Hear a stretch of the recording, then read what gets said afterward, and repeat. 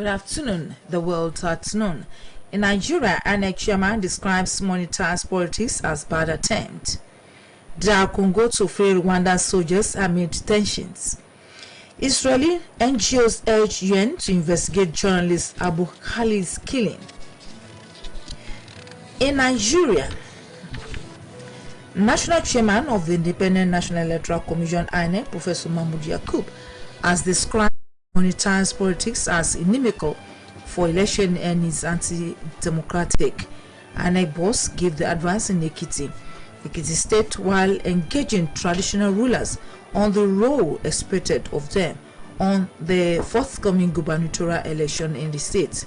Professor Yakub assured that every vote of Ekiti electorate will count in the June 18 governorship election in the state, saying the commission will stand by the obligatory mission of ensuring that no extraneous interferences will be allowed to affect the credibility of the poll adversely.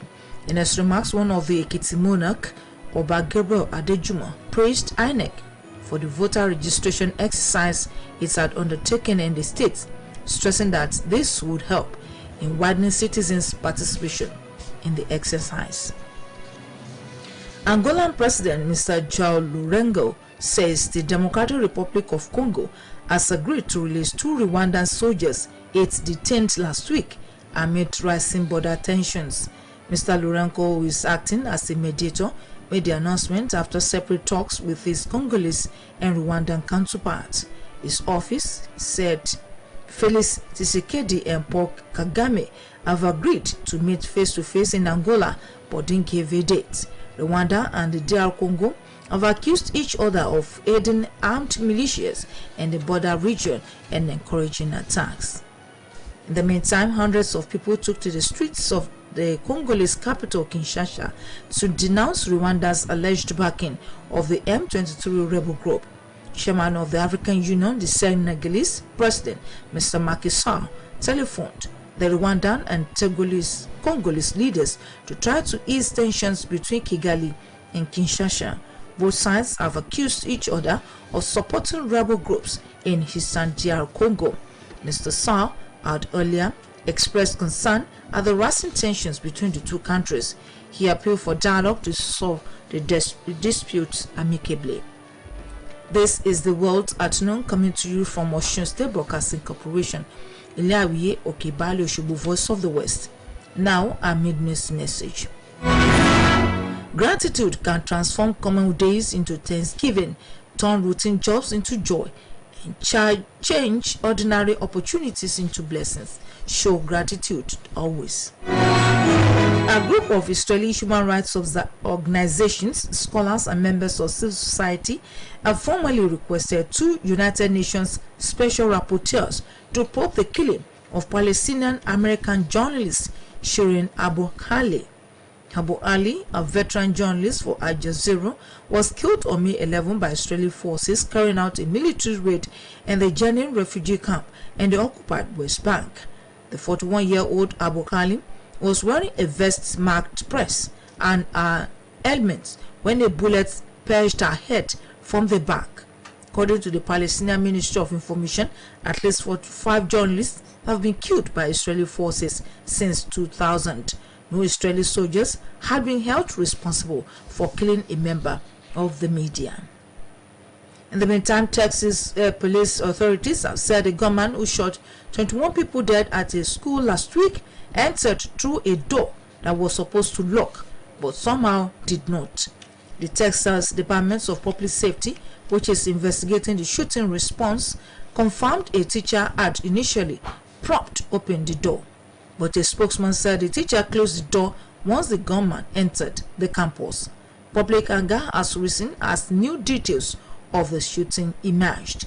Initial reports of the gunman getting into the school via an exterior door that was accidentally left open by a teacher had suggested a breach of school policy.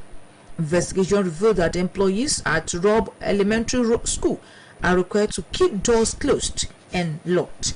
Texas DPS spokesman Mr. Tavis Cosidine said that video footage verified the door had been shut. He said investigators were now looking into why it had not locked. Canada has announced that it will temporarily decriminalize the possession of small amounts of some illicit drugs in British Columbia. The province asked for the criminal code exemption after overdoses claimed more than 2,000 lives in BC last year. Information has it that 3-year trial is the first of its kind in Canada.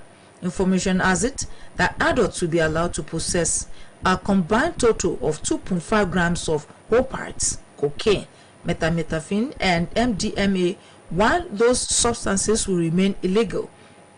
An adult found in possession for personal use will not be arrested, charged, or have their drugs seized instead. Hence, they will be offered information on available health and social services.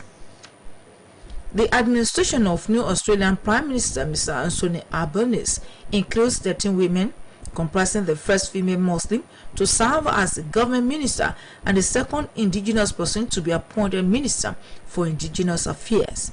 The Australian government swearing-in ceremony conducted by Governor General David Orley in the capital Canberra came 11 days after Mr. Albanese led the centre-left Labour Party to an election victory over the incumbent Liberals, Australia's largest conservative grouping.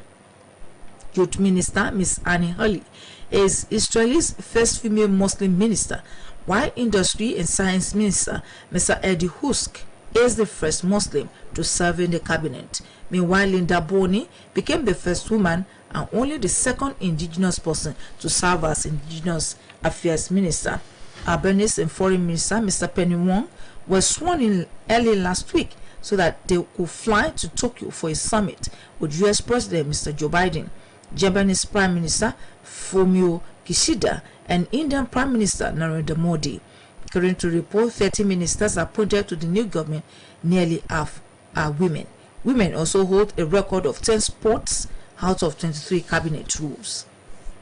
And here again are the highlights of the world at noon. Nigeria National Chairman of the Independent National Electoral Commission (INEC), Professor Mahmood Yakub, has described monetized politics as inimical for election and it's anti-democratic. Angolan President Mr. João Lourenço has said that the Democratic Republic of Congo has agreed to release 2 Rwandan soldiers it detained last week amid rising border tensions.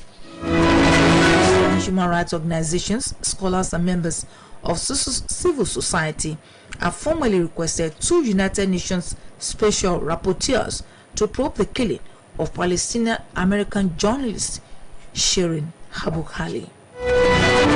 At noon, edited by Olushola Egbodofo. In today's news talk, veteran journalist Adeyeye Oyedokun advises contestants and voters in the